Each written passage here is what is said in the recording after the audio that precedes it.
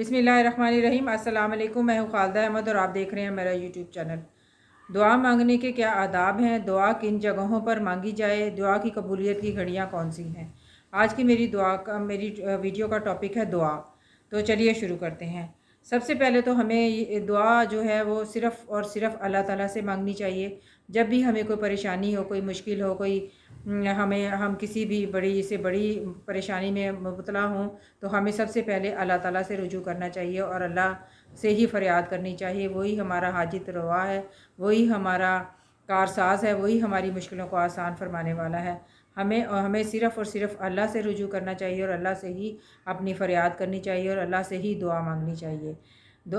लेकिन हम लोगों का आजकल ये रवैया बन चुका है कि हम जब भी हमें कोई मुश्किल आती है, हमें कोई परेशानी आती है, तो हम इधर उधर जाते हैं, इधर उधर धक्के खाते हैं, कभी बाबों के पास, कभी मज़ारों पे, कभी किसी के पास, कभी कहीं, कभी कहीं। इसी तरह से हम हर हर दरवाज़ा जाके खटखटाते हैं और अपनी फ़रियाद करते हैं, लेकिन हम अल्लाह से रुजू नहीं करते। और जब हमारे लिए हर दरवाज़ा बंद हो जाता है, हम हर जगह से मायूस हो जाते हैं, हम हर हर दरवाज़ा खटखटा के थक जाते हैं, तो फिर हम अल्लाह से रुजू करते हैं। और अल्लाह हमारा इतना बड़ा हमारे लिए गफूरुर रहीम है कि वो हमारी सारी ख़ताओं, हमारे गुनाहों को माफ़ फरमा के हमारे लिए हमें हमारी दुआओं को सुनता है और हमारी मुश्किलों को आसान फरमाने वाला है। दुआ मांगने के क्या आदाब हैं। वैसे तो अल्लाह ताला हर जगह पे दुआ सुनते हैं। आप किसी हालत में भी, किसी जगह पे भी, किसी मुकाम पे भी, किसी भी मुश्किल हालत में, कहीं पे भी आप अल्लाह से फ़रियाद कर सकते हैं, आप अल्लाह से दुआ मांग सकते हैं। लेकिन दुआ मांगने के कुछ आदाब हैं। दुआ मांगने के लिए सबसे पहले ये है कि अपने आप को अल्लाह के हवाले कर दें, अल्लाह के सुपुर्द कर दें, अल्लाह पे कामिल यकीन रखें। और दुआ मांगने के बाद फिर इस बात पे यकीन रखें कि अल्लाह ताला हमारी दुआ ज़रूर कबूल करेंगे। दुआ आजिज़ी के साथ मांगें और गिड़गिड़ा कर मांगें, अल्लाह से रो रो कर फ़रियाद करें। और उसके बाद इस पे कामिल यकीन रखें कि अल्लाह हमारी दुआओं को सुनने वाला है। और अल्लाह ने अगर फ़र्ज़ करें कि अगर आपकी दुआ उस वक़्त कबूल नहीं होती, तो आप इस बात पे मायूस बिल्कुल ना हों। आप ये सोचें ना कि मेरी दुआ तो सुन ही नहीं रहा अल्लाह और आप दुआ करना छोड़ दें। बिल्कुल भी ऐसा ना करें। आप दुआ करते रहें, अल्लाह ताला का दरवाज़ा खटखटाते रहें। आप यकीन करें कि अल्लाह ताला ज़रूर आपके लिए अपना दरवाज़ा खोलेंगे और आपकी दुआओं को कबूलियत का शर्फ़ बख्शेंगे। दुआ मांगने के लिए सबसे पहले तो ये है कि आप अपने आप को इस बात का यकीन दिलाएं कि आप जिस हस्ती के सामने अपनी फ़रियाद करने जा रहे हैं, वो आपकी दुआओं को सुनने वाला है और वो आपके हालात से बाखबर है। वो बेहतरीन इल्म रखने वाला और बेहतरीन हिकमत वाला और जानने वाला है, और वो ज़रूर आपकी दुआओं को सुनेगा। दुआ आजिज़ी के साथ मांगें, आस्ता आवाज़ में मांगें, गिड़गिड़ा कर मांगें, गुरियाज़ारी कर कर मांगें। दुआ मांगते हुए अपने आप को शिर्क और रियाकारी से पाक रखें। बिल्कुल ऐसा ना करें कि दुआ जो है वो मांगते वक़्त अपने आप को आजिज़ी के साथ अपने आप को अल्लाह के हवाले करें और इस बात का यकीन रखें कि आप अल्लाह से जो दुआ मांग रहे हैं वो ज़रूर अल्लाह सुनेगा। और अगर अल्लाह उस वक़्त आपकी दुआ कबूल नहीं होती या कोई दुआ की कबूलियत में कुछ देर होती है, तो आप इस बात पे यकीन रखें कि अल्लाह ताला इस दुआ के बदले में आपको बेहतरीन अजर अता करने वाले हैं। क्योंकि अगर जो दुआ कबूल नहीं होती वो अल्लाह के यहाँ जमा हो जाती है और फिर उसका अल्लाह ताला आपको एक बेहतरीन नेमुल बदला अता करते हैं।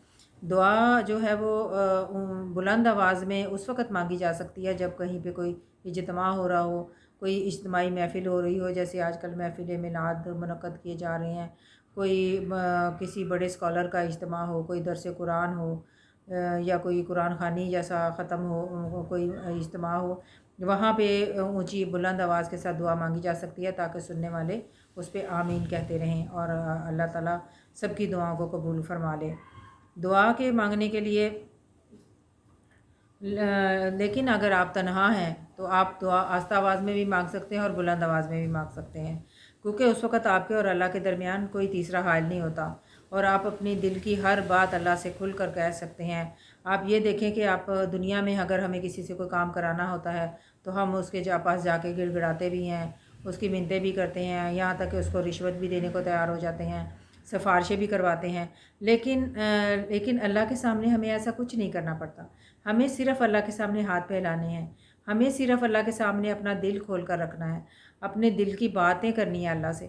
تو آپ دیکھیں کہ اللہ تعالیٰ آپ کی شہرت کے بھی پاس آ کر سننے والے ہیں، اور آپ اپنی دیکھیں اللہ کے سامنے جب آپ اپنی کوئی بھی پریشانی آپ کی، یہاں تک کہ آپ اپنے گناہوں کو بھی اللہ سے بیان کر سکتے ہیں جو دنیا سے چھپے ہوتے ہیں، تو اللہ تعالیٰ جو ہے وہ آپ کی دعاؤں کو سنتے ہیں، آپ کے گناہوں کو معاف فرماتے ہیں، اور اس کے بعد آپ کو نہ تو اللہ کے سامنے شرمندہ ہونا پڑتا ہے، نہ آپ کو اللہ سے کوئی جو ہے وہ رشوت دینا پڑتی ہے۔ صرف اور صرف آپ نے نیت، خلوص نیت اور خضوع کے ساتھ اللہ سے دعا مانگنی ہے اور اللہ سے مدد طلب کرنی ہے۔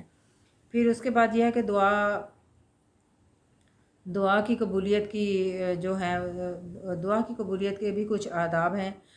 دعا مانگنے کے وقت آپ دعا کرنے سے پہلے کوئی نیک عمل کر لیں، جیسے صدقہ خیرات، کسی بھوکے کو کھانا کھلا دیں، کسی کو کوئی نفلی روزے یا نفلی نماز پڑھ لیں، یا پھر یہ ہے کہ اپنے درود شریف پڑھ لیں، دعا مانگنے سے پہلے اور بعد میں درود شریف پڑھ لیں۔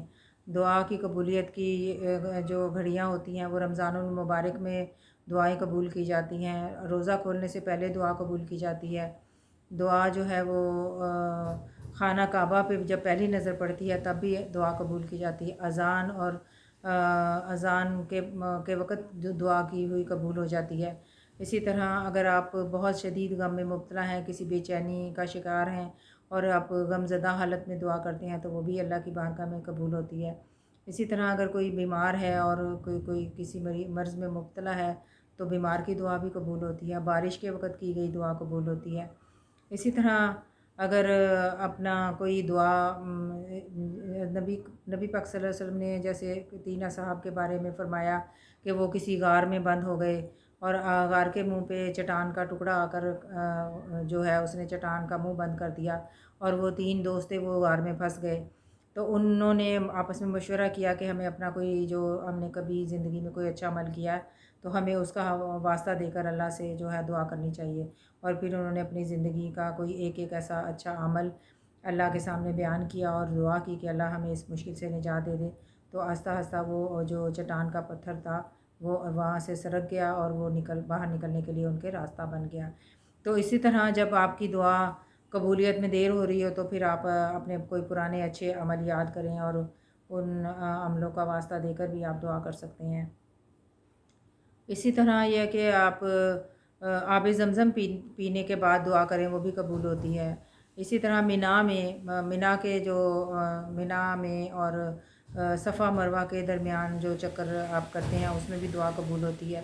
اسی طرح سے بہت سارے جو ہیں، ویسے تو غرض کہ آپ کہیں پہ بھی آپ کسی بھی حالت میں دعا کرتے ہیں تو اللہ سنتے ضرور ہیں، لیکن یہ کچھ بابرکت اس طرح کے بابرکت جگہیں ہیں جہاں پہ اللہ نے قبولیت کا وعدہ کیا ہے۔